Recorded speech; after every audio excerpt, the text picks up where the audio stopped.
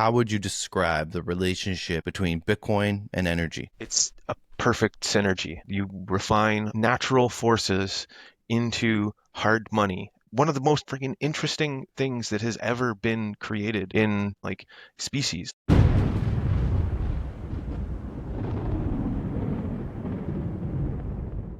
What's up, everybody? Welcome back to another episode of Halving Report podcast. I am your host, Brad Mines. The price of Bitcoin is about 113,000 US dollars today. We've dipped a little bit in the last 24 hours, and there's about 970 days left until the next Bitcoin halving. Today, we're welcoming Ryan McLeod. Yeah. He's known as Nuclear Bitcoiner on Twitter or X/X, and Ryan's made some rounds lately through the podcast realm. Watched him on Robin Sayer, which I was recently on as well, and we met last year. I do believe it was last year at the 2024 Montreal Bitcoin conference. Good morning to you, Ryan. Thanks for doing this morning. How you doing today? Morning, Praf. It's good to see you again. Chatting about some Bitcoin and nuclear power on this beautiful Saturday morning, almost afternoon. Yeah, looking forward to it. Awesome, man. Yeah, so I just want to ask you a little bit more before we get to the Bitcoin stuff, because from my understanding, you were working in the energy industry, and then you've come across Bitcoin a little bit later on. I'm trying to guess your age right now, but you look like maybe 30, a couple years younger than me. Maybe I'm 36 now. I'm almost 40, You're almost and 40. yeah, Wow. Okay. Well, yeah. I just by happenstance, I began working as a chemical technologist for Canadian Nuclear Laboratories. So I run a laboratory that does analysis supporting the safety and research of the CANDU reactor fleet. So we we do a lot of things at the Canadian Nuclear Laboratories. And yeah, before we get started, I just have to do the disclaimer. Like, I work for Canadian Nuclear Laboratories. The ideas are my own, don't represent the company for conversations like this. But yeah, Canadian Nuclear Laboratories, it's like Canada's flagship research facility where we built the first nuclear reactors that Canada is known for, the CANDU design that has a very good reputation for its safety and its ability to provide stable baseload power in Ontario. And it was a massive role in decarbonizing Ontario's grid and keeping up with the massive demand that we seem to be putting on it these days. and how long have you been with them? I'm just over 10 years now, but then I only discovered Bitcoin about 4 years ago. I had known about it from earlier because I had like watched films like the Zeitgeist movie and learned about fractional reserve banking, and then that Okay. sends you down rabbit holes, and then learning about interesting things on the internet related to money and how the whole system works. But then, yeah, I have a family and a job. So yeah, life carries on, and I didn't really think too much about Bitcoin since like, yeah, 2011, 2014, the two touch points that I had earlier. And then in 2020, the end of that, when it was that exciting first run up, that was what attracted me to Bitcoin because I had a small amount in a wallet that I had forgotten about that was now a reasonable amount, nothing too impressive, and it was yeah sold then because that was what I did knew back then. I had nothing about like hodling. I didn't really still understand the technology, but then I was listening to other podcasts like Joe Rogan, but then I started learning about Bitcoin and then quickly learned about Bitcoin mining and how they were operating on the flared gas and capturing stranded energy and being directly embedded in the nuclear industry where we're doing research, and some of it is part of Canada's intent to commercialize small modular reactors so that we can build them in smaller markets that are less appropriate for the big can-do reactors like up in the north or many industrial processes that Saskatchewan and Alberta have going on that could use nuclear as their electricity and their heat source. So there's a lot of activity going on in the industry. One of the challenges that they keep encountering when they do studies about small modular reactors in small grids is that you need to be able to sell as much of that power as possible, but the demand can be variable.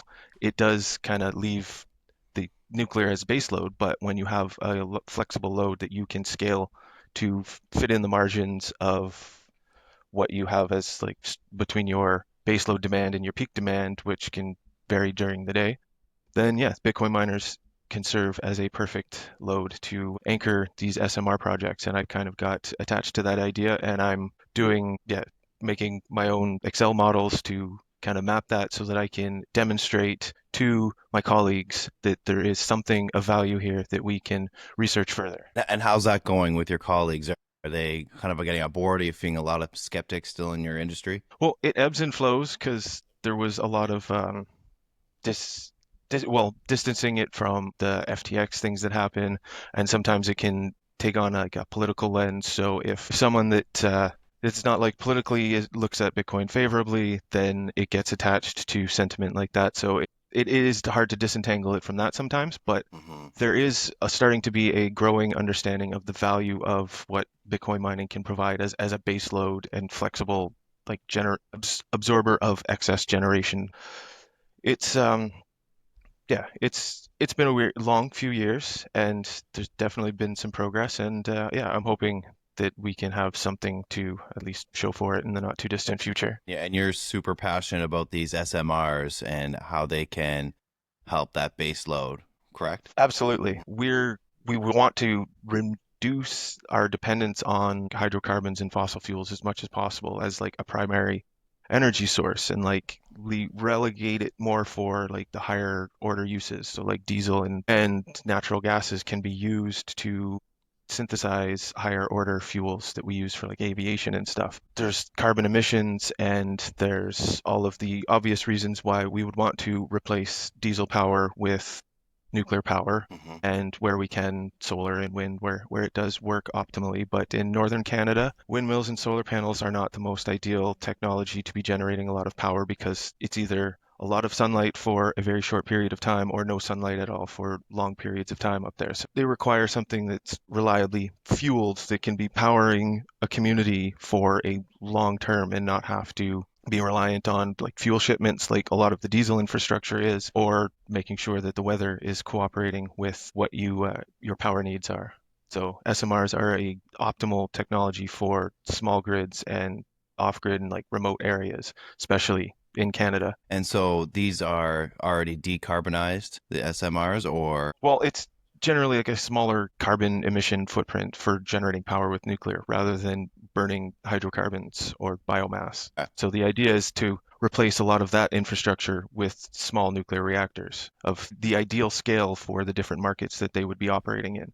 So there's different classifications of SMRs that are available right now. Like there was a report that just came out recently. The Nuclear Energy Association released it called the SMR dashboard, and it details 70, I think 76 out of 120 something SMR designs that are globally being proposed on the market right now. And it goes through their various readiness states in different categories, like their financing, their licensing of the technology. Do they have somewhere like partners that are going to help them build their first prototypes? So there's a lot of excitement in this market, but until we start seeing things built and operating and getting through all of these milestones, it's still one of those things. It's like it's only just a few years away, and we've been hearing that for almost 10 years now. But they're on the other flip side, like sentiment, like just the public opinion sentiment towards nuclear power has changed dramatically in the last few years because the obvious need for more power has been made apparent by like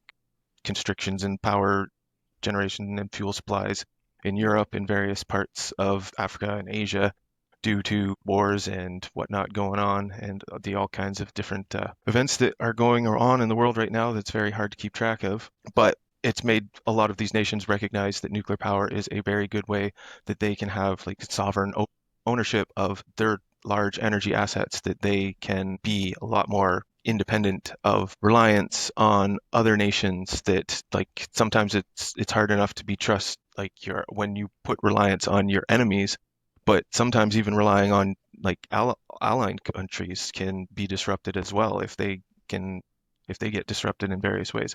And like we saw that with like the fuel lines in Northern Europe that were cut during the Ukrainian war, and that's put a lot of pressure on Europe, and it's really reinvigorated the intensity that they're looking at nuclear power. And like the French fleet is looking to get upgraded and added to, and countries like Belgium have reestablished, they've redone a ban. So they've removed a ban that they were going to dismantle their nuclear power and basically follow the same path that Germany did, but in the last minute they canceled it. And then there's countries like Poland that are looking to build a lot of nuclear power. Been speaking with some of the large builders that are already familiar with doing this. Like countries like the United Arab Emirates just a few years ago finished the four nuclear reactors that were there. They were helped built by the South Korean company. Their nuclear capacity has also been growing as well. So like there's a lot of big activity. And then in America, there was the Vogtle reactors that were just finished. It's at least showing that they have the capability to complete one of these projects. So now there's renewed interest to finish the one that wasn't finished alongside the Vogtle project. Ontario right now is completely refurbishing our entire fleet and talking about expanding our Bruce reactor site with another four reactors. So there's a lot of positive movement in the nuclear industry right now, and hopefully it can sustain itself and we can take advantage of it and get some of these things built because there's a lot of demand coming for power, and that's the best way to provide it, is in my opinion. Right. And, one of the reasons, obviously the big reason we're here is Bitcoin and the demand for power that Bitcoin keeps increasing year in year, and we keep seeing all-time hash rate going up. So more computing power backing this network.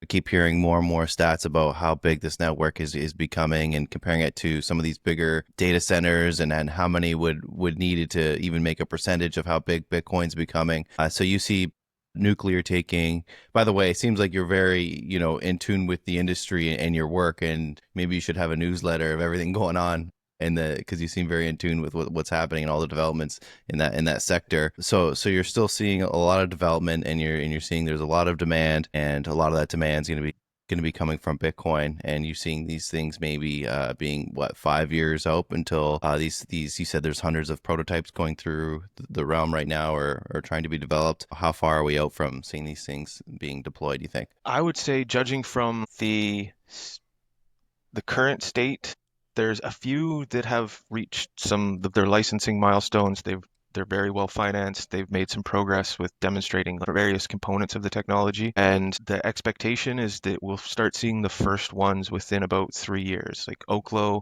and Nano Nuclear are fairly far ahead. There's a company called, I think, Last Energy. I just follow very good other resources and podcasts that follow this stuff. Like the Decoupled podcast, Chris Kiefer does a very good updating on nuclear power. There's Titans of Nuclear. I follow the newsletters from like the Nuclear Energy Institute and the World Nuclear Association.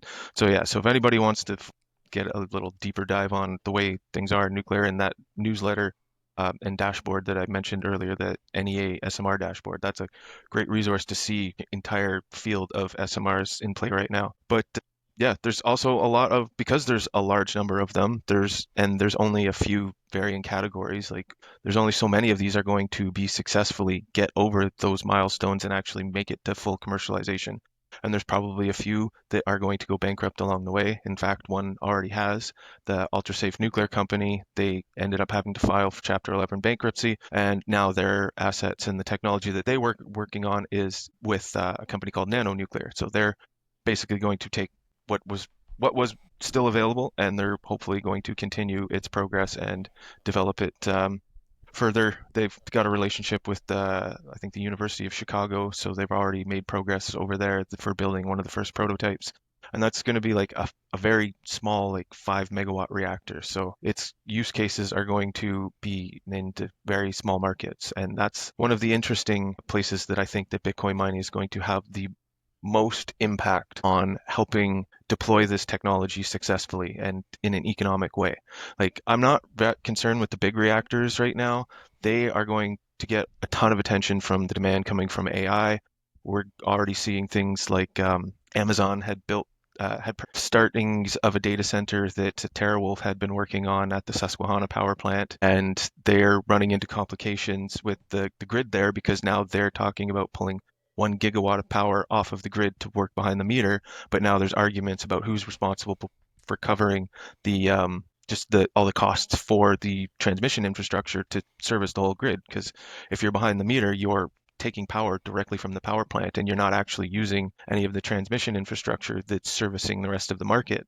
But if you're not also contributing to that, then that has the possibility of raising the power rates for the local consumers. And that is not a favorable thing to do because they can come out with torches and pitchforks, and you don't want to raise yeah, raise the cost of power for too many people too quickly, and yeah, they'll get upset. So then that has probably played into the reason why Microsoft has decided they want to purchase 3 Mile Island, and they're going to restart that nuclear reactor that was only shut down, I think, like 3 or 4, maybe 6 years ago now, but it's still perfectly capable of being operated for another few decades. Like all of these reactors, like you can they do life extension, they refurbish them. Most of the parts are interchangeable and upgradable, so they can even probably upgrade it and get more power out of it than it was. But they purchased it outright because Microsoft just wants all of that power available for them for one massive data center campus, and they don't even want to have it connected to the grid.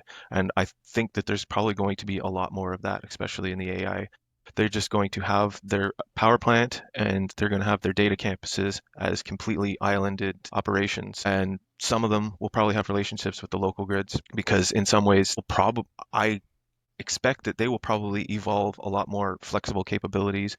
And that's actually something that we're already seeing with Marathon partnering with some data center company where they're going to provide like a flexibility buffer by creating like a program that the large static loads of the AI compute puts on the grid, and then compare that with a flexible load that sits in like a buffer zone and like a headroom that's available capacity that if the grid does call for excess power, the Bitcoin miners, they're the first ones that offer that service. And then that also gives a headroom for them to plan accordingly if they want to redistribute some of their compute to distribute even more power. So like there's a lot of interesting things going on in like these power distribution markets and how Bitcoin plays a role in these flexible loads. And then now there's talking about how you can aggregate like they want to have like these smart grids with that connect to the Internet of Things, that they're all of your appliances and your thermostat. It can all be like aggregated as some one big load, and you can opt into it to varying degrees.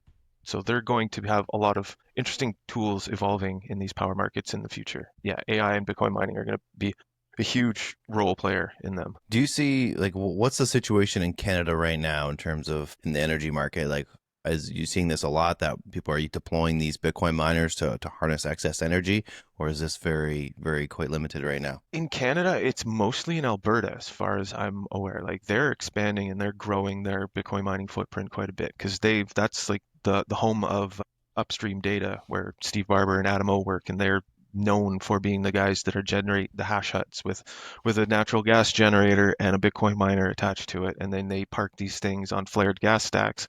And they make money out of what was otherwise going to be waste. And they've taught a lot of people in this region how to do exactly that. So yeah, the expectations is that Alberta is going to be adding a massive amount of hash rate in the not too distant future. There's small operation. I know like Iron has some hydropower plant operations in British Columbia. Bitfarms has some hydro stuff in Quebec. There's a few things in Ontario that Hut 8 used to have some stuff. I'm not sure. Yeah, I'm not sure who is running them, but I know there's a few Bitcoin mines in Ontario. There's also a few moratoriums. That's the thing too, because what happened when many of the miners got banned from China and they all migrated somewhere else in the world? A lot of places got flooded very quickly, especially if they had abundant power resources, of which Ontario, Quebec, like New Brunswick, like there's a lot of excess hydro resources that are available at varying times of the year. So those grids got saturated really quickly, and it was yeah. So then the grid operators they pumped the brakes and they wanted to take times to like figure out what this thing is. And yeah, it might have been a little bit of an overreaction because if they would have just let it settle out and they would have figured out how to distribute themselves. But yeah, hash rate still continues to go up and people keep finding more power to plug into it somewhere in the world, everywhere. It's that's the beauty of it, is just that the whole network is just one computing system doing one computing operation, so it can be distributed, and it's not like the other loads that are doing specific tasks. So that's where it's like unique, flexible capabilities and superpower comes from. And you mentioned China and hash rate kind of getting exported from China there after they were cracking down on it. But aren't we still seeing a ton of Bitcoin mining power coming out of China? Probably, Hmm. as far as I know, like, a large portion of it did migrate, but there's obviously still some that was left behind because there were people making money off of this and when people are making money, they find a way to make it work. Hmm. And if there's no enforcement to crack it down on it, then it's going to continue to happen. And the Bitcoin miners, they will continue finding where the power is most affordable. And what's going on in Bhutan is an interesting use case because the Kingdom of Bhutan saw that they had a large amount of excess hydro generation. So they had made a partnership with a Bitcoin miner and they sold them power for probably the last like 4 or 5 years. And in the hundreds of megawatts, if I'm not mistaken, but they've basically earned enough revenue from the Bitcoin mining in their country with power that wasn't going to be used that they made, I think it was like 50% of their GDP. It's somewhere in like at least in the hundreds of millions, if not billion. So it's clearly a very useful resource to have hash rate in your nation where you have excess and stranded power. And my idea is that if we want to build small modular reactors in remote locations where a lot of that power is going to be stranded and they're going to be servicing communities in the far north, they're going to be servicing like industrial operations like mineral mines. They'll probably have military sites like radar stations that will be powered by these things. But if you want to make sure you have a load available to take all of that power, Bitcoin miners perfect at playing that role. And then as that these ecosystems mature, then they can start adding more sophisticated power buyers to them.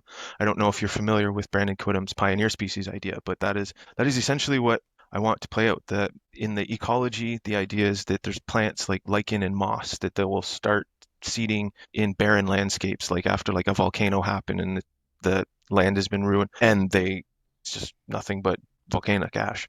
And they come in, they plant themselves, and then they start breaking down the soil and making the soil more capable of supporting larger plants and a more sophisticated ecosystem. And then as the ecosystem grows and bigger trees and more evolved species start entering that system, the first species that came there, they are not sustainable anymore because they don't have the available resources that they need. And so they can then just migrate and go somewhere else. And so the idea is that I think that we can do a similar idea with these small reactors in the remote locations by anchoring them with the Bitcoin mining, and then we can build them bigger than what we need right away. We can sell all the power from day one to something and that we can monetize and generate revenue from. And then as we add more load to that system, then that would slowly crowd out the Bitcoin miners because they would be willing to pay more for that power because it would have a higher order use. And then you're also just contractually going to have that situation where, yeah, the Bitcoin miners are the first load that sacrifices to keeping the lights on in a hospital and making sure that power's on during like a massive snowstorm like we have frequently in northern Canada. So yeah, if the power goes out, it's a very like emergency situation in places like that. So it's important to have reliability and redundancy. So even part of this thesis is if you build excess capacity and you have entire like because there'll be multiple units of multiple modules. So instead of building one reactor, you will build 6 reactors. So to get 30 megawatts. And then if you have one or two of those just operating as backup generating hash rate, if there's a situation where there's an unplanned outage in one of the primary units, then you just redistribute the power from the Bitcoin mining to service what the primary unit was servicing, and you can have a lot build a lot more redundancy in the system by having just this available load taking your surplus that's actually like making value out of it instead of leaving it stranded. And then the community evolves, and yeah, it gets more sophisticated industries, it gets more people, bigger schools, bigger hospital, water treatment plants, like you start building all the infrastructure up there. Like who knows? Maybe we can turn the northern Canada into like a crazy sci-fi landscape where there's like magnetic rail systems that connect the entire coastline and the archipelago that we have up there and like the Baffin Islands and stuff. Like there's a massive opportunity up there. And we know there's also tons of resources available to use and to facilitate the growth of Canada as a superpower, especially if we're going to basically seem like we're kind of on our own in the world right now, and even our neighbors are turning on us, and it's a really weird situation to deal with because like it's hard to have friends with Americans right now because everyone's in this tense situation where one person has thrown everything into disarray with the relationship of our politics with American politics. And so yeah, if we want to be on our own, we have to take advantage of what our capabilities are and what we have available to us. And like we have tons of resources, and there's no reason why we can't be a friggin' energy superpower. Very well said. I'm hopeful for Canada to, continue on and grow our GDP and take advantage of these new technologies and opportunities and making use of what we have to offer to the world. I guess one question I wanted to ask you, like kind of just like zooming out on humanity a little bit, because you seem like a very insightful guy, and you probably think a lot about this. What kind of impacts will this have on humanity? Like you just mentioned, like maybe a super city and railways, and all these other things. But like, what are some of the bigger impacts that this whole Bitcoin energy infrastructure, everything about it, like what are some of the biggest impacts on humanity do you think this will have? When we're looking down the road, maybe it's 10 years, maybe it's 20 years, maybe it's 50 years. But yeah, getting the reliable energy to these places is going to be the keystone. Then that's going to have the ripple effects of just upgrading the quality of life for the people that live in these regions. Because, yeah, Canada has a lot of regions that are underserved, and it's a perpetually an issue that comes up every once in a while. Typically, election season, it gets talked a lot about more, and that everybody's got a solution for how they're going to bring prosperity to the parts of Canada that always seem to get the short end of the stick. And it's not fair, and disproportionately they suffer from the worst like diseases of despair, like suicides, addiction rates, like, and it sucks to see those numbers and hear those stories about how terrible they can be for these people, like peoples that are like trapped in those impoverished situations. And I see this as an opportunity to just uplift them and empower them. And if you just give them, help them be a part of building this new future and connect them to the world, connect them to the power networks, and connect them to like a financial infrastructure and rails that will leapfrog the existing systems that we have now. Like many people, like there's still billions of people in the world that are unbanked. There's still billions of people in the world that don't have any reliable power infrastructure. Like it's 2025. Like what the hell are we doing? Like we can empower so many people with a mature SMR market that is coming from somewhere that's been reliably vetted. So like once these technologies have been passed through like the Canadian Nuclear Safety Committee and the Nuclear Regulatory Committee in the US. Like that is a stamp of approval that most of the world would just accept and just be like, all right, we understand that this is a great technology that we are now going to adopt, and we're going to fast track the regulatory stuff because we know that it's already gone through a rigorous process to get approved in Canada and US and other places in Europe. And then, yeah, and then we just start building partnerships with all of these nations to deploy this technology where it's needed most. We can build hubs where we're using them to basically build themselves. We want to build like mass manufacturing plants, but places where they'd be great to deploy from. Like, wouldn't it be crazy if like El Salvador started adopting nuclear power and then as part of their infrastructure, like mega projects, they built one of the manufacturing plants that builds the small reactors and then deploys them further on through the southern coast. And like Argentina actually has a SMR design that's very close to maturity. They might have something for the market within the next 2 to 3 years. And with the way things have turned around in Argentina, like things, they could become quite the powerhouse if they can sustain the current trajectory that they're on. It looked like a little bit of a rough transition patch there, but I don't know. The things that I'm seeing are looking like they could come out as a very interesting player in the nuclear and SMR markets, and they actually own one of our CANDU reactors.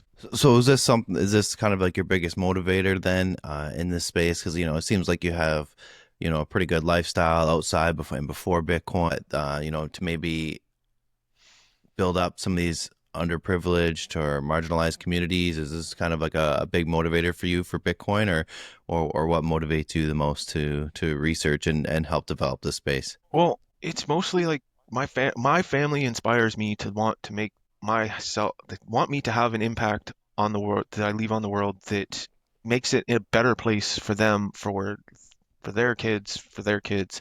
Because yeah, getting into Bitcoin, you do starting to think in that multi-generational way. You're just like instead of consuming and just living in the now and in the YOLO lifestyle that seems to be prevalent yet nowadays. Yeah, it is a good object to reorient yourself to thinking in those longer generational tiers. And it aligns well with, yeah, thinking about my family, like they're going out into the world now, like my kids are growing up, they're not little anymore, and they're interacting with a world that is wildly different than the one that I grew up in, like the tools and the things that they have available to them right now, and like the worlds and niches that they can get caught in.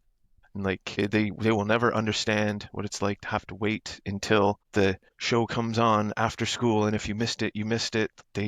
The dial up and the time before the internet. Like Mhm. if you're about 35, yeah, you would have just been about that tail end where you still remembered, still have a vague memory of what it was like before the internet was everywhere. Yeah, so we got our first home computer. I think I was 13, but even then, it still wasn't the same getting your first home desktop computer to what it is today, where you have the smartphones in your hand at 2 years old or whatever. So yeah, I often think about that is that we're like the last generation to grow up without internet, I guess, in like the first world. I'm sure it happens, obviously other parts of the world. So like I said, that's something I think about a lot. And yeah, and I'm similarly, kind of going through a phase now where I just quit my job with Canada Post. Here, I was there for like a decade, supervising in operations, and now I've been out in Thailand. I know we were discussing it briefly there, but I've been overseas for like 9 months, and just kind of finding myself again and what I want to do. More focused on health, more focused on long term, and what I'm going to do with this new found era of freedom, I guess, more freedom for my life, and how I can enhance my family and what I can do to help spread Bitcoin adoption. We do the Niagara meetup down here once a month while I'm here, anyways, and taking part of some of the communal things out there in Asia as well. But yeah, where did you go to school, Ryan? Just in Sudbury, Yeah. Ontario. Just went to a local community college, got a diploma in chemical technology, worked a few lab tech jobs, and then yeah, eventually I landed in the sector where I run a lab that supports the research that we do. Lots of cool stuff, and like there was actually a really cool newsletter that was released. It's probably easy to look up about the NRX, the very first nuclear reactor, the CANDU design that was built in Canada, about the initial stages of its operation and its first ignition. So it's very cool little newsletter piece that the company released recently. But like, there's a lot of cool stuff going on right now.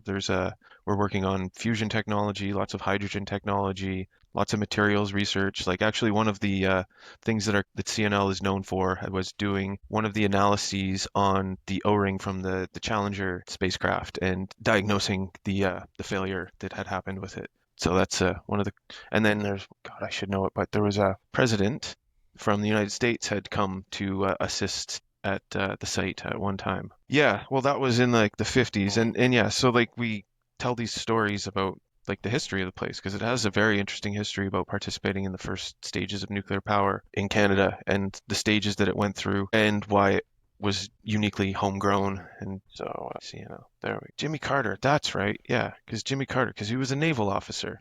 So he was familiar with this stuff because he was part of some of like the American nuclear program.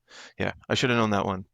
Wasn't on, hasn't been on my mind lately. I just random trivia tidbits like that. Yeah, no, that's good trivia for us, and like I said, you're giving us a lot to digest on this pod, so that's pretty awesome. And also, like we said earlier in the beginning of the show, you and I had met at the Bitcoin conference in 2024. Do you frequent many Bitcoin conferences, or just like the Canadian one you go to, or any more that you planning on go to? I've been to a few. I've gone to Adopting Bitcoin twice. I've been to a few nuclear conferences as well. Like the whole thing that started all this was I won a contest. I put together a team and we did a report that it was called the North American Young Generation in Nuclear's Innovation for Nuclear Contest. And it was just basically just an idea contest that we were proposing. And I basically proposed this general idea that I've explained already with the SMRs. We won and we got the opportunity to present our ideas and at a conference in Japan. And then subsequently, my wife and I, we went and we spoke at the next conference that was 2 years later in Abu Dhabi. So that was a very cool opportunity that we got to go and do. As far as Bitcoin conferences, I had gone to the one in Toronto, the one in Montreal where we met, and I'm not going to be attending the one this year, but I'm hoping and I'm pretty confident that I'm going to be at the Vancouver conference that's coming up, the Learning Bitcoin, that's hosted by Tristan. And the Learning Bitcoin group that's out there. And so that looks like it's going to be a very good opportunity to network with many people from across the space and also like people interested in like energy and policy and just all of the things that Bitcoin can touch and all of the different avenues that you can come at it from. And there's going to be a lot of interesting people there. Sorry, which one did you say that was? Learning Bitcoin. It's in Vancouver in like 2 weeks. So Okay. yeah, so I will be speaking about that, this idea about just framing it about upgrading the northern fleet of infrastructure to nuclear power Okay. and So using Bitcoin to do it. is it just a one day or how many days is that conference?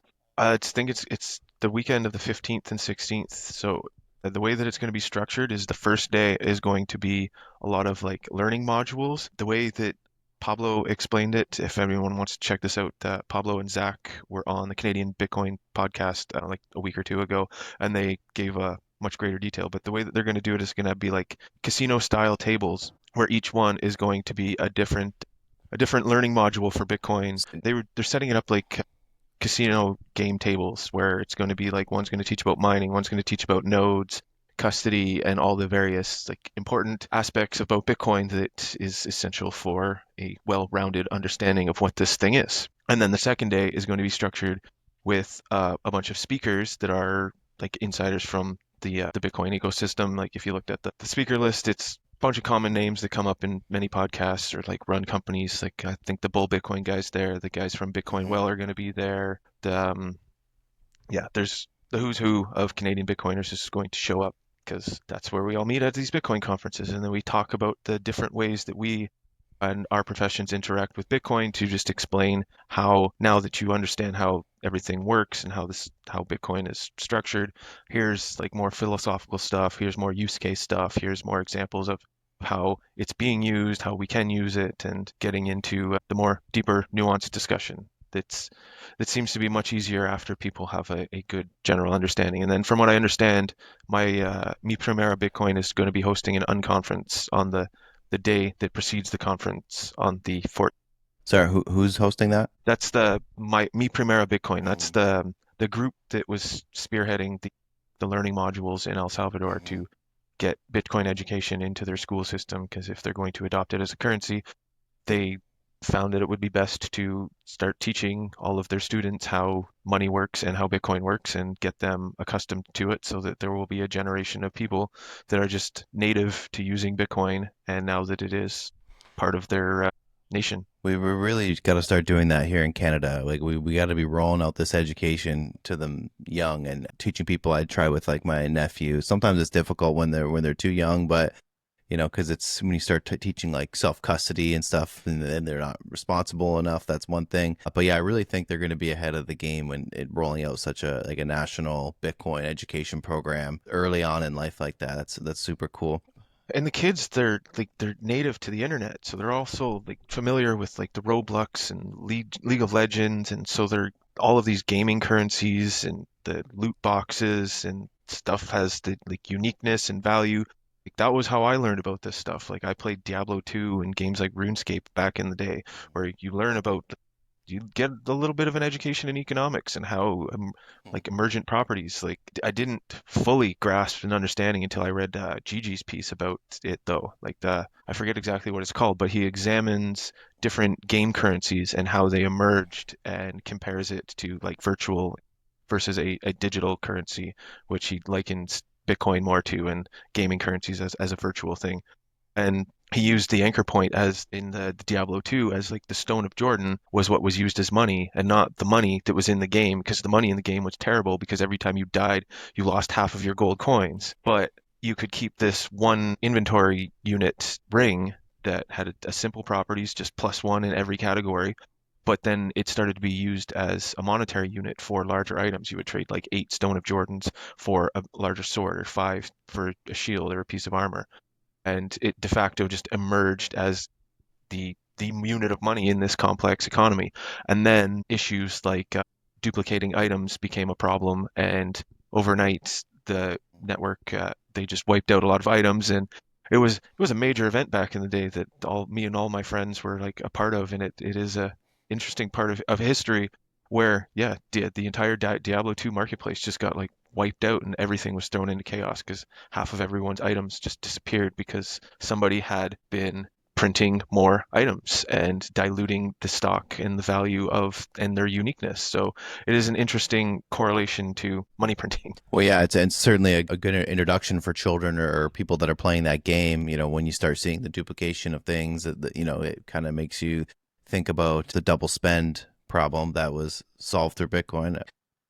Yeah, if they're creating units of money and then Hmm. they're buying things, they're typically stealing. So yeah, you hate seeing somebody else have that power in an online game that you're playing because it's an unfair advantage. And then in most cases, people will learn how to do it for themselves. They will strive to be the ones that have that power. That's very seems to have been very corrupting in our society and create a lot of imbalance and inequity. And my hope is that yeah, Bitcoin is one of the solutions that kind of restrains a lot of that impulse to spend beyond our means. Like we can build great things. We have built great things on a system that was anchored in physical reality when we had a gold standard, and we restrained ourselves to only what could be built with the resources we had available, rather than overextending ourselves and basically purchasing things with money that was created not by actually creating value for the market, but just because we needed more money to create more liquidity in the system or Hmm. whatever excuses they typically give to justify the elasticity of the money supply. Yeah, and you don't always see that return on your investment. Especially if you're not building infrastructure or spending it on engineering or things like that. That money can often go to waste. Now, I'm not saying there's not a need for some social programs and whatnot like that, but sometimes things don't intend to or don't work out as you intended.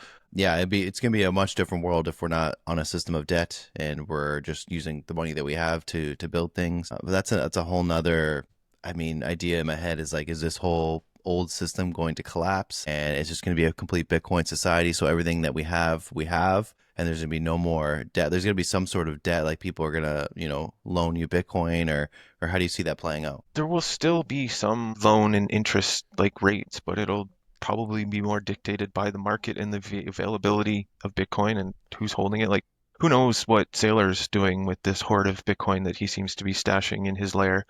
It's they keep could be trying to create the future banking infrastructure with Mm. this. Like, it does sound like he has some grandiose ideas, and it does seem like he's created a race-like scenario where everyone is now grappling to get theirs. Because like even just it felt like before Metaplanet, there was nothing, and there was just 2 years of everyone just being like, "When's the next strategy? When's the next strategy?" Then Metaplanet happened.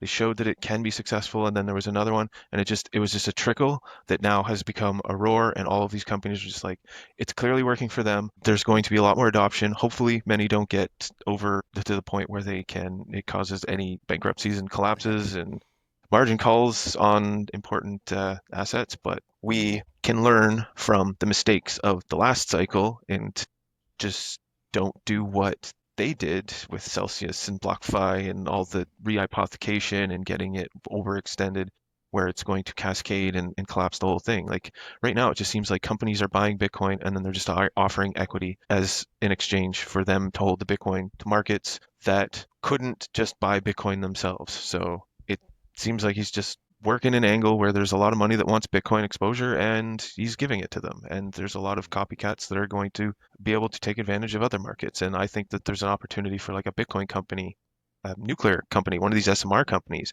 to actually adopt a Bitcoin strategy, like use it as their treasury like foundation to uplift and amplify the core business of building the SMRs.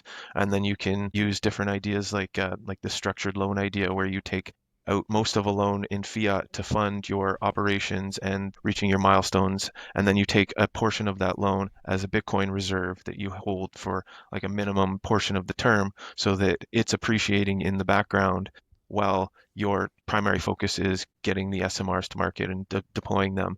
But then you have a reserve that has appreciated and can probably like retire the entire loan, or then it can be used as collateral as an asset, as now we're seeing like these major banks and major institutions seeing that Bitcoin is a legitimate asset to be used as collateral in things like mortgages and large purchases. So that can be applied to different markets as well. And I think that this SMR market is a very opportunistic place to adopt a Bitcoin strategy. And then, as we've explained earlier with the Bitcoin mining, then that's like the third rung of it. So you have like the capital preservation, the capital formation, and then deploying the assets with the Bitcoin. So you're using the hard asset to generate more power to then get more of the hard asset, and then it funds more of your reserves that then you're using to finance more power infrastructure, Hmm. and then you get a virtuous feedback loop going once you can like establish momentum with it. I think that there's a huge opportunity here for whoever like really moves and acts first on it. So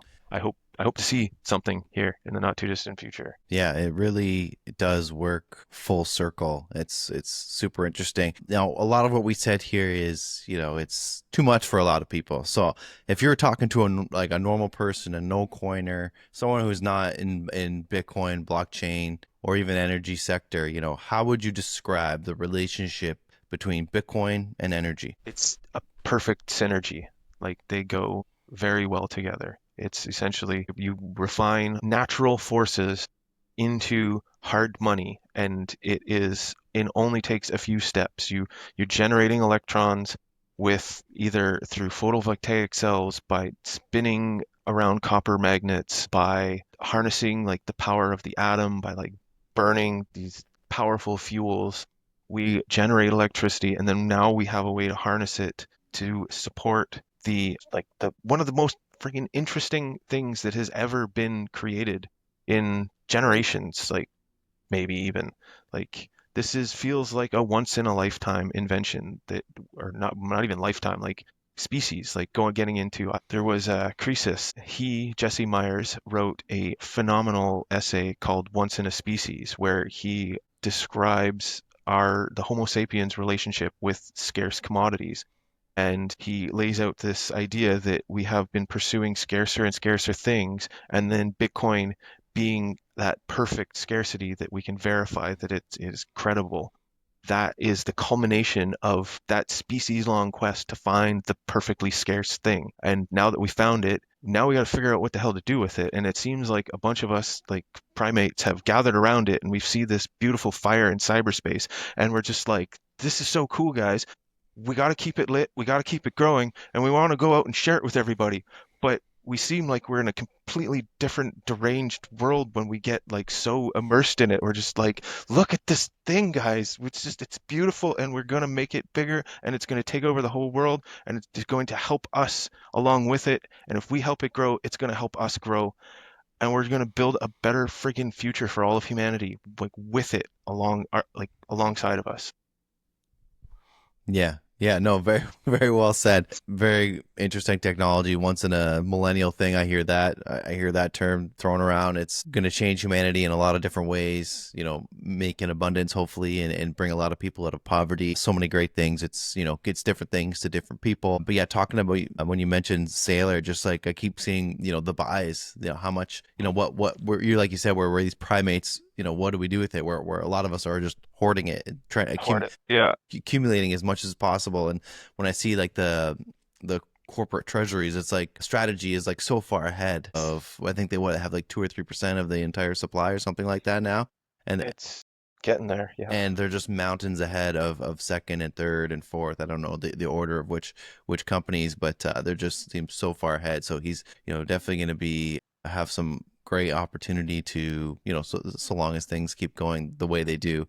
Yeah, and then as they collect more, then they're going to start to realize like we need hash rate too, and then they'll start investing more in hash rate, and they'll be like, how do we get more hash rate? We need more power. And like, where do we get more power? Nuclear power. Mhm, Like, there's mhm. so much power available to us. We have technology. We just need to get it over the line. Like now that we have the momentum going in the sector, that it's finally being financed and recognized. Mhm.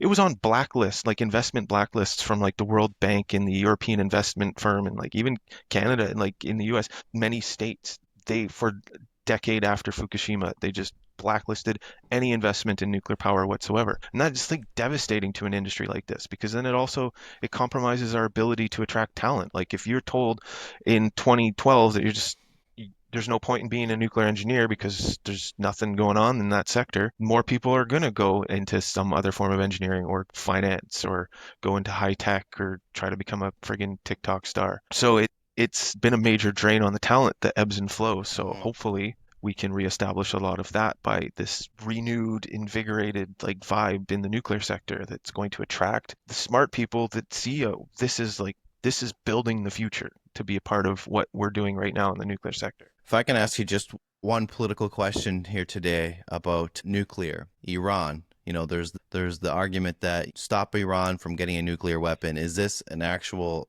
threat, or is this because I know you read about it and I hear two different sides that there's really no threat to them making a nuclear weapon, and then it's just further means to destabilize Iran. Do you have a take on this, or do you look into this at all? It's one of those things, like anything that I would have to say is like purely speculative and based on hearing one side say one thing and the other side say another thing. Like, yeah, they say that they just want to have fuel to power reactors.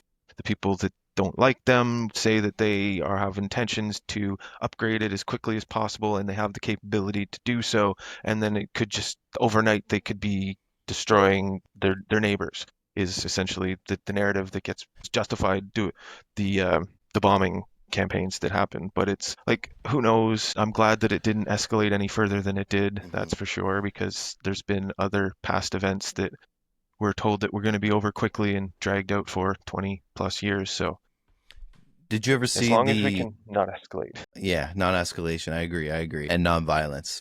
Did you ever see the documentary Zero Days? It's where Iran's nuclear centrifuges were being remotely attacked.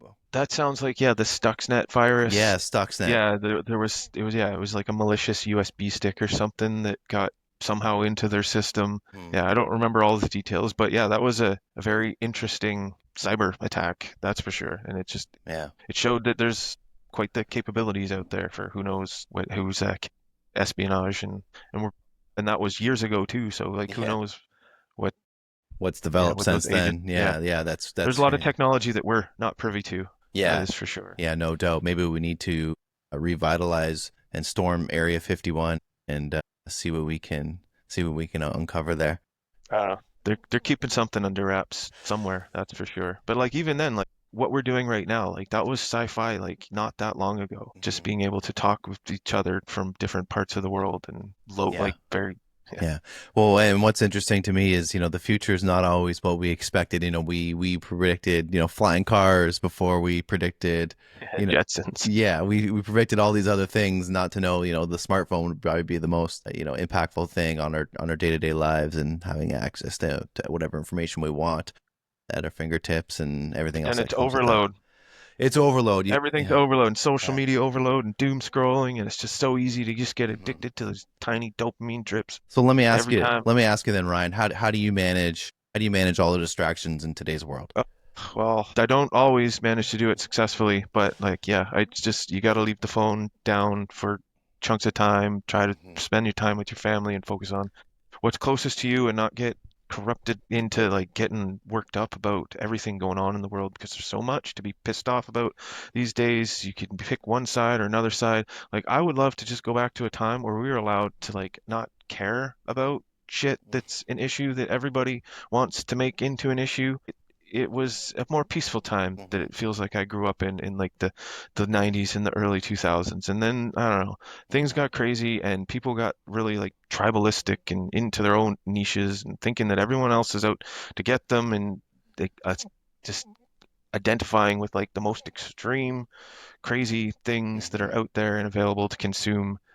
And yeah, it can drive a person mental when you get to Yeah. trying to make sense of all the Yeah. shit that's going on right now. Yeah, well, the world, or our world anyway, is become a lot more political. So a lot of people back in the day, even when I was finishing university, not very many people followed politics. Now they follow it, but it's just like maybe a headline, and then they have this strong Follow it opinion. like it's your favorite sports team.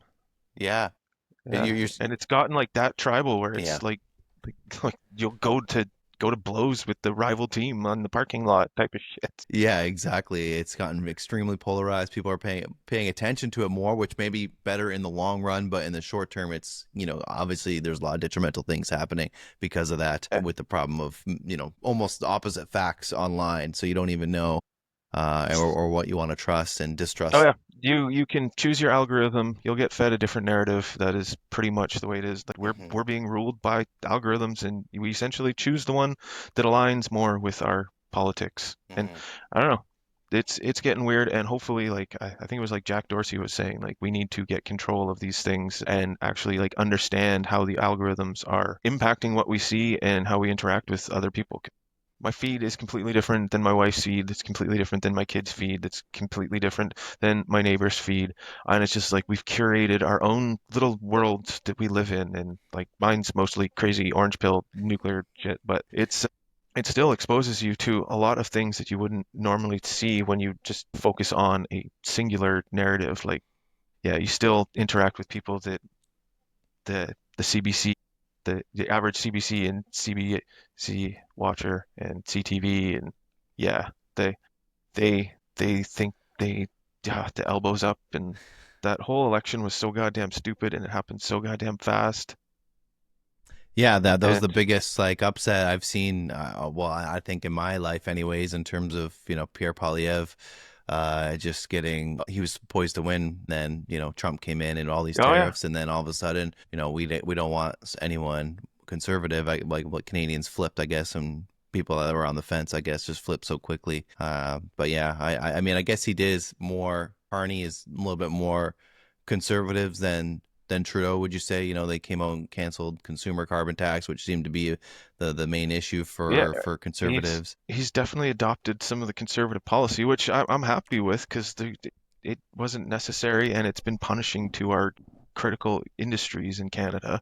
So that's good, and hopefully it does seem like he is open to investment and development more of our critical resources. So I, for one, welcome the God King of this abstract power hierarchy we call Canada. Yeah, at first you're like central banker is now the prime minister, and we don't like those guys. But I think I don't know. It's going to be an interesting next few years.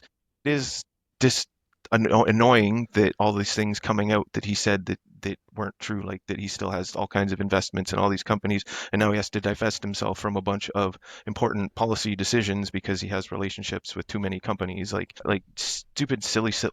Like it's not that hard to get that out of the way if you're going to take on this role, or at least be honest about it. But it's just, yeah, it happened so fast that he did they slipped him in there very quick. And I don't know.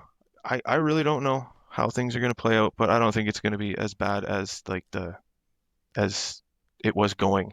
That's kind of what I think. Yeah. Well, it seems like a lot of people agree with you and share that sentiment. Yeah, it's I'm just more like I don't want to get involved. I just want to like sit back and watch. I'm sick of the polarization.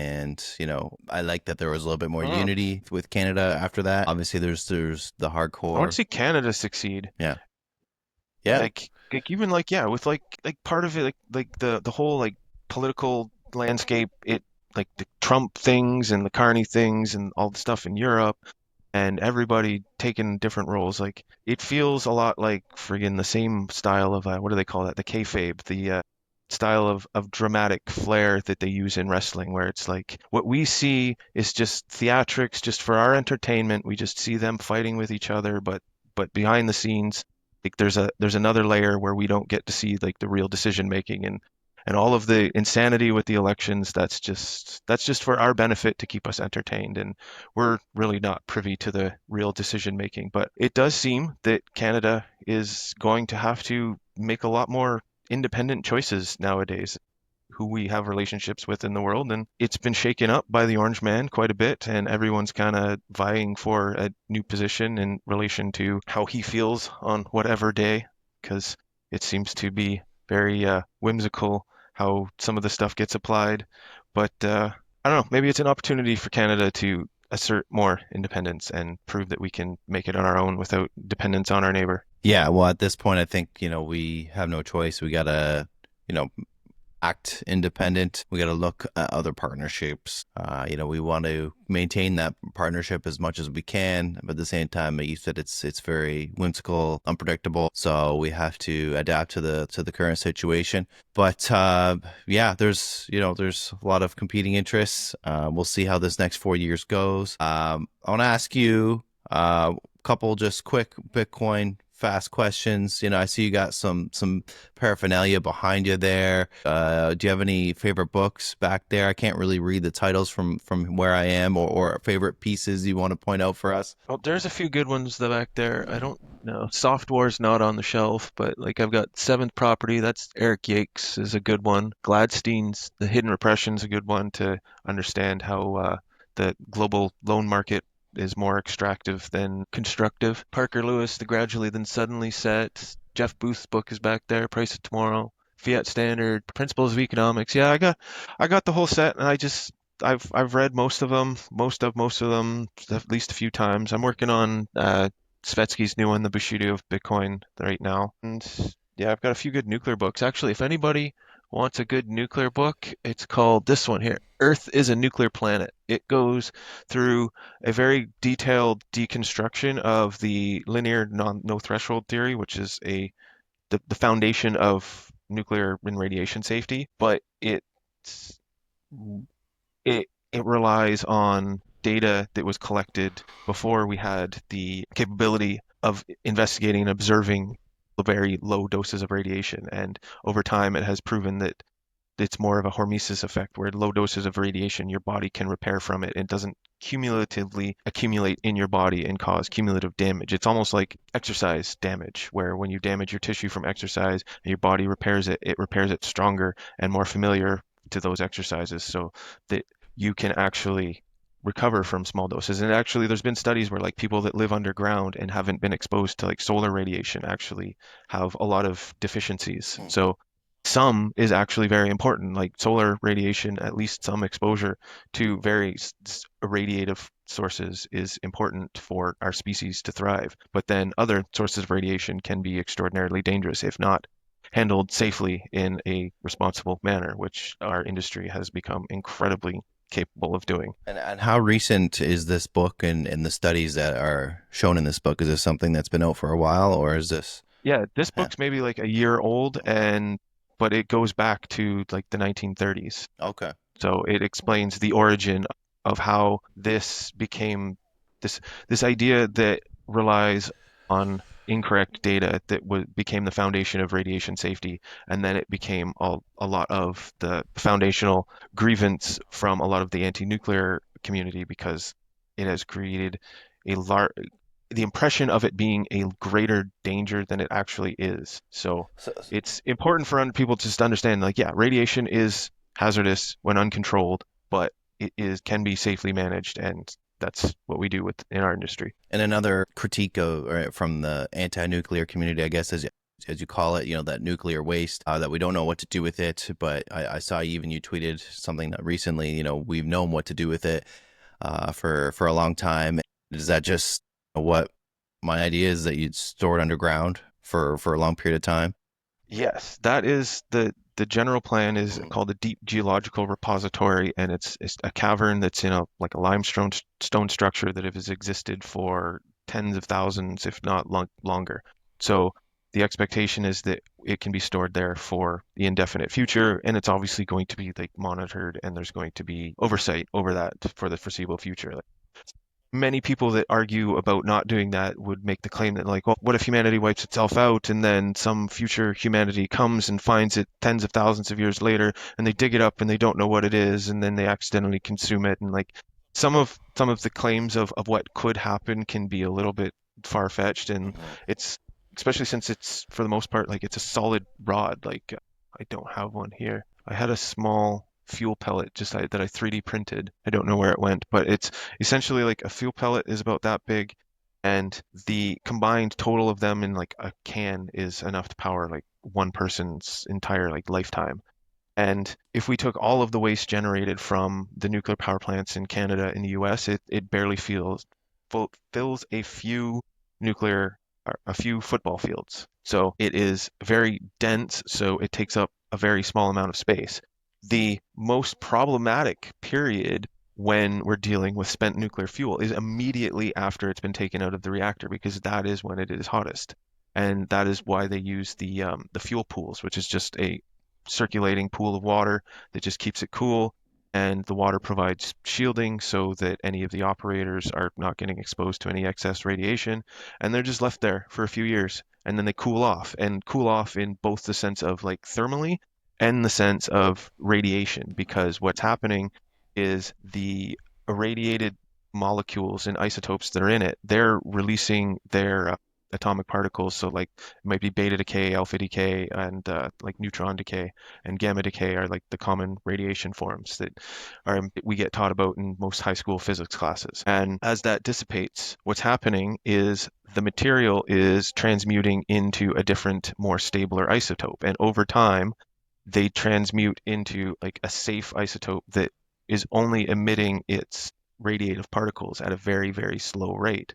And so that's the next other issue that the anti-nuclear people will take, because then they will say, oh, well, now it's going to be irradiated for tens of thousands of years. But now when it's irradiating at that slow of a rate, it is almost equivalent to the rate of radiation exposure that you would get from geographical formations like granite. And there's various like beaches where there's like I think it's like a Menzonite sand that actually has like a higher radiation background. And there's hot springs in various places in the world that have higher radiation backgrounds. And people actually seem to thrive quite well in these localities. It's an enigmatic source of fear because it is hard to wrap your head around, and it takes effort to fully learn and appreciate the nuances of nuclear power. Like over time, it becomes safe. Like one of the challenges that's being raised right now by Chris Kiefer is he's saying like, because he's very much like a big nuclear guy. We should focus our attention on that. The SMRs are more like a paper reactor thing, and it's great if they work, but like let's not waste our attention on it. And one of the grievances he was just raising is if we deploy reactors in the north, how are we going to recover the spent fuel? Because it is irradiated, it is going to have a higher radiation signature at that point. So to transport it like immediately after it's taken out of service, you would need to put it on either a truck, and it's going to have a lot of lead shielding, and that's traveling over very sketchy roads in northern Canada. Like if anyone's seen the ice road truckers, you will know what I'm talking about. Or the other option is you would have to take it to like a port where you can put it on a barge and then deliver it to like a central facility. Or then the other option is you could fly it out, which that has other logistics constraints. But I do also think that we might have technology in the not too distant future that is in support of like remote mineral mines to pick up resources. We have like flying, probably have some sort of large flying craft that can pick up things like this in 20 to 30 years. I wouldn't be very surprised, especially if the need and the demand for it is there, especially if we start exploiting more of the vast mineral resources in the north. And then, like, yeah, so I think that that's going to be a problem that's not going to be as big of an issue as he's making it out to be. But as I was just getting about, is time is on our side with the nuclear reactors. You don't have to. You can take it out of service and you can just shut it down, and then within its main shielding, you just leave it there for 5 years, for 10 years. You just don't touch it. You build a new module in its place, and that one will just rest until the decay has occurred, and it's much safer to handle with less shielding and less logistic challenges. So I think there's definitely solutions to these problems that we are going to encounter, because that is one of the challenge parts. Like nuclear in the north, it sounds like a really great flashy idea. We're going to upgrade all of the diesel. We're going to replace it with nuclear reactors. These people are going to have power for decades. We won't have to refuel them all the time. But then, yeah, what are you going to do when they're retired? And that is actually, with that on my mind, another place where I think Bitcoin fits in too, because those are long-term liabilities that you're going to need to have capital available to finance decommissioning and waste projects at the end of the life of these things. And you have a pretty good timeline that it's going to be at least 20 years, possibly 40 years if you do like life extension stuff. So you have a pretty good timeline of how long you need that capital to be preserved. And I think that Bitcoin would be a perfect asset to fit in alongside all the already like the basically the traditional investment portfolio that they use for something like that to preserve its value, which right now is just like various fixed income bonds, real estate, the traditional sort of thing that you would expect. But yeah, I think Bitcoin should totally be part of that. Yeah, definitely tons of opportunity for Bitcoin to come into that aspect and many other aspects of our world. Ryan, we're almost at an hour 20 here, so you gave us Yeah, tons, I was thinking the ton. same thing. Yeah, Yeah. it's we gave us tons to digest, which is awesome, man.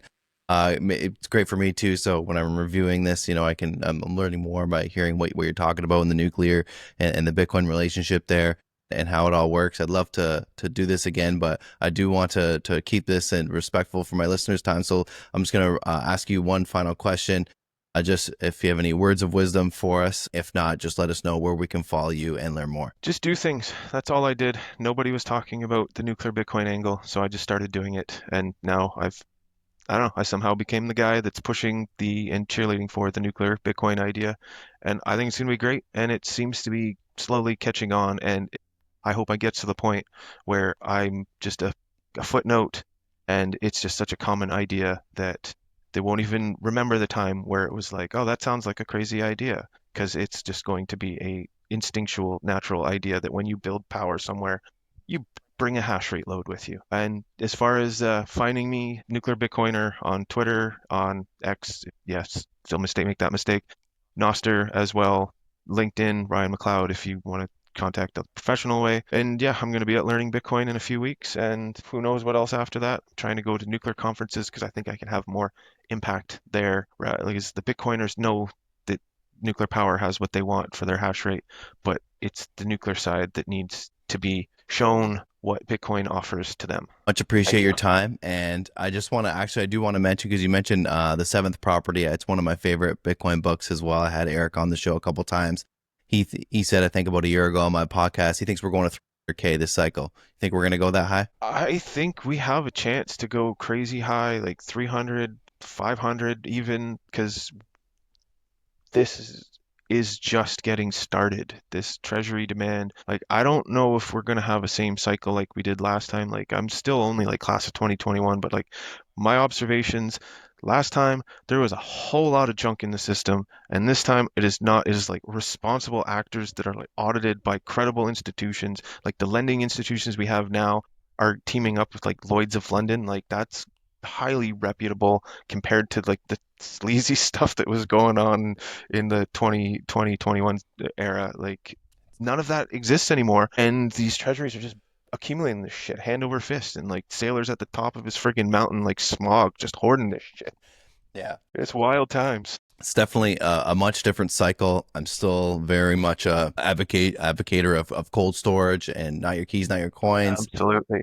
However, we're maybe seeing more Bitcoin or more capital being, in the party in third party hands.